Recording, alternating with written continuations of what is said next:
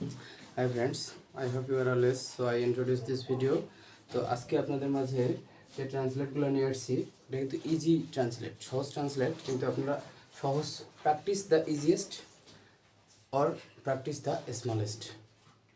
এক কথায় practice the smallest, practice the easiest, মানে সহজ থেকে শুরু করো, ছোট থেকে শুরু করো।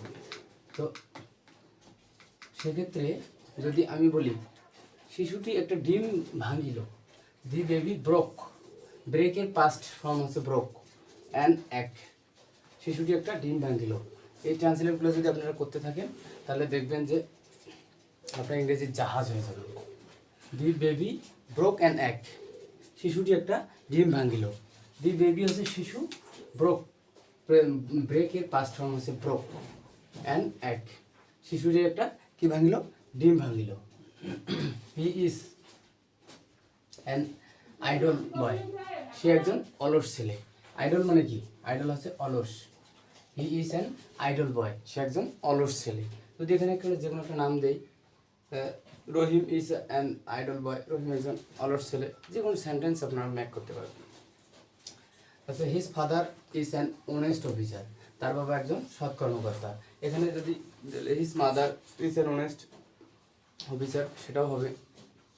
হিজ সিস্টার, তার বোন একজন সৎ অফিসার, সেটাও হবে।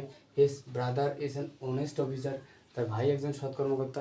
হাজার হাজার ম্যাক্স সেন্টেন্স, হাজার হাজার সেন্টেন্স আপনারা করতে পারবেন।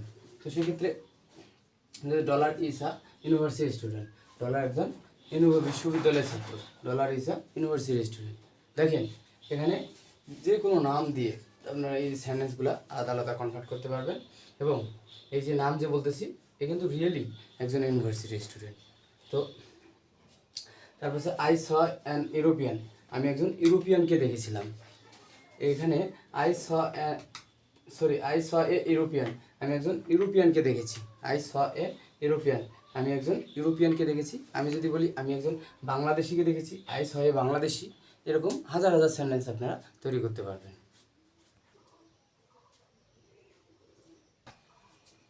দেখুন এবার হচ্ছে লোহা একটা প্রয়োজনীয় ধাতু। এটা হচ্ছে iron is a useful metal.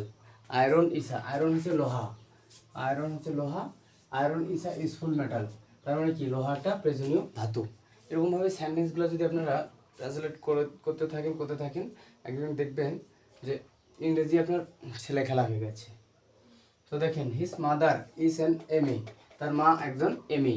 এক কথায় তার মা একজন এমএ পাস করছে। এখানে যদি আমি দেই his father is an MA, এখানে কিন্তু এখানে তুই এম বলতে এ একটা সামনে একটা এ উচ্চারণ আসতেছে এম, এজন্য কিন্তু আর্টিকেল এন হচ্ছে এম, এজন্য আর্টিকেল এম হচ্ছে, আর্টিকেল এন হচ্ছে এখানে। আর এবার বলি হি বথ ইউই, সে একটা ভেড়া কিনিল। হি বথ ইউই, সে একটা ভেড়া কিনিল। ইউই মানে ভেড়া, র্যাম মানেও কিন্তু ভেড়া। I shall go after an hour, আমি 1 ঘন্টা পর যাব। I shall go after an hour, আমি 1 ঘন্টা পর যাব। I shall go after 2 hours, আমি 2 ঘন্টা পর যাব। কিংবা যদি বলি I shall go after 3 hours, আমি 3 ঘন্টা পর যাব। এখানে আপনি যত ঘন্টা লাগাইতে পারেন তত এটা আলাদা সেন্টেন্স দিবে। I shall go after an hour, আমি 1 ঘন্টা পর যাব। এবার 14 নম্বর দেখেন যে his father was an historian, তার বাবা একজন হিস্টোরিয়ান মানে কি? ঐতিহাসিক ছিলেন।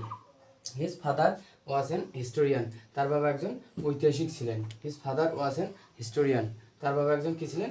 Historian. Everybody likes an honest man, সবাই সৎ লোককে কী করে? পছন্দ করে। Everybody likes an honest man, সবাই সৎ লোককে পছন্দ করে।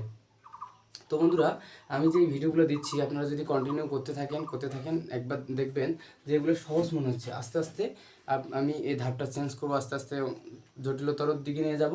কিন্তু এই সহজগুলো যদি আপনারা না পারেন তাহলে কিন্তু জটিলগুলো পারবেন না। তো আপনারা চেষ্টা করবেন এই সহজগুলো আস্তে আস্তে সহজ থেকেই সহজতর করার জন্য। Thanks a lot, see you not for mind, okay fine.